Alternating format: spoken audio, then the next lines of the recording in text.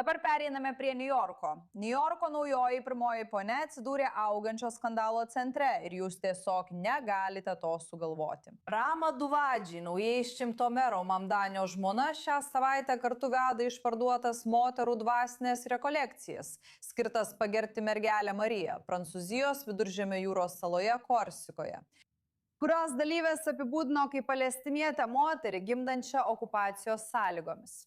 Teisingai, pasak Vogue Arabia, programa, kuri pirmą kartą buvo pradėta praėjusiais metais, daugiausia buvo skirta Palestinos rėmimui, o dalyvės meldėsi už Palestiną kiekvienoje paskaitoje. Tai yra rekolekcijos, kurių kaina vienam asmeniui siekia nuo 3 iki 5 tūkstančių dolerių.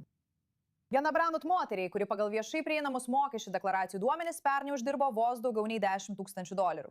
Ir tai įvyko po to, kai Duvadži praleido Amerikos 250-ojo gimtadienio iškilmes per Liepos 4-ąją, kad galėtų dalyvauti ankstesnėse rekolekcijose Maljorkoje praėjusį savaitgalį, kurias taip pat organizavo moterų prieglobstis. Tai yra musulmonėms ir moterims skirtų kelionių grupė, kurią vadovauja Paryžiaus dizainerė Rimnurė. Žeraras Filitis yra vyresnysis patarėjas organizacijoje Lawfare Project ir judėjime End Jew Hatred. Jis prisijungė prie mūsų iš Niujorko.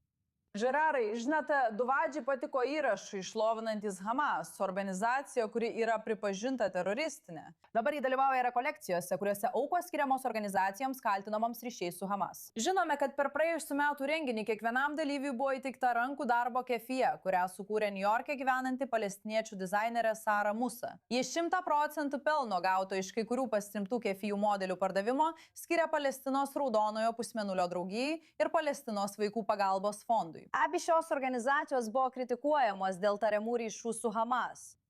Ar čia yra kokia nors teisinė rizika? Ar pirmoji pataisa viską apsaugo, nepaisant to, kaip nerimą keliančiai tai atrodo? Tu tikrai negali to išgalvoti, kad ir kaip norėtum. Matyti Niujorko miesto pirmąją ponią per Liepos 4-ąją, pačią amerikietiškiausią šventę. Įskrenda į islamo dvasinę stovyklą Europoje, kur ji ne tik yra narė, bet, kaip pranešama, ir bendro organizatorė bei reziduojanti menininkė, tai tikras antausis. Niujorkiečiams, ypač tiems, kurie jau daugelį metų kenčia nuo didžiausio antisemitizmo augimo ir daugiausiai neapykantos nusikaltimų, tai daro Niujorko mero žmona. Teisinių požiūrių turime atkreipti dėmesį, kam iš tikrųjų skiriami pinigai.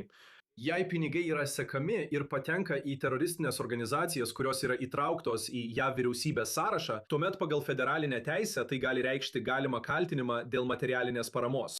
Tačiau jei pinigai skiriami tik humanitariniams organizacijoms, kurios neturi įrodytų ryšių su terorizmu, daugiausia galioja tik pirmoji pataisa. Todėl vyriausybei tikrai reikia ištirti šias labdaros organizacijas ir nustatyti, ar jos turi ryšių su terorizmu. Teisingai. Žinote, ji yra Niujorko miesto pirmoji ponia. Ji nėra išrinkta pareigūnė. Ji yra vieša asmenybė, turinti platformą ir artimą ryšį su valdžia. Žinoma, girdėjome, kaip Mamdanis sakė, kad visi turėtume jo žmonos į tai nevelti, nes ji nėra vieša asmenybė.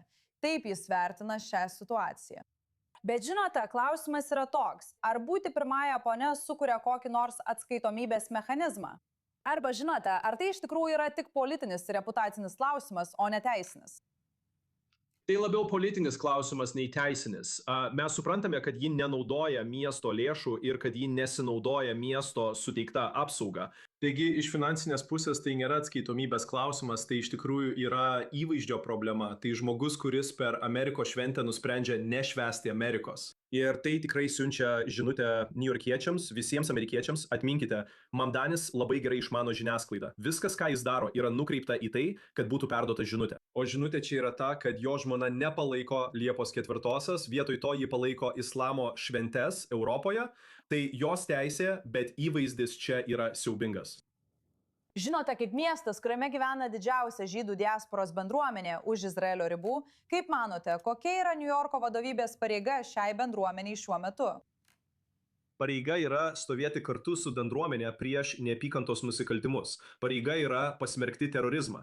Pareiga yra smerkti ne tik antisemitizmą kylantį iš dešinės, bet ir tą, kuris kyla iš jo paties partijos, bei pačius jo veiksmus ir žodžius, įskaitant paramą intifados globalizavimui.